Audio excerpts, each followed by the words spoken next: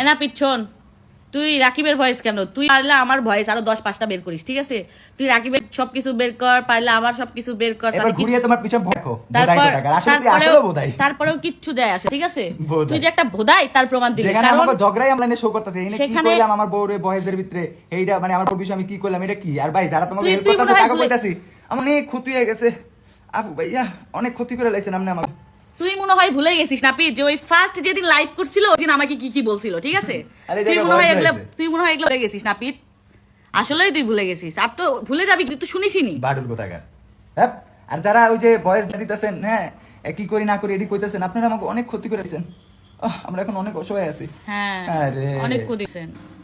আর নাপি তোকে আরেকটা কথা বলি, তুই তো সেই চালাক না হলে দেখ বউ দিয়ে একটা নাটক করলি, এখন যেই কে সবকিছু ফাঁদিছিস, ভাবছিস যে রাজা মৌসুমীর সাথে এখন লাগবো একটু ভিউ কামাবো, এই জন্য পড়ে আসিস না? নিয়ে লালালারি করছিস। হ্যাঁ বোকাচোদা, তোকে তো গু খাওয়ানো উচিত রে, 2 বোনে সংসার করিস।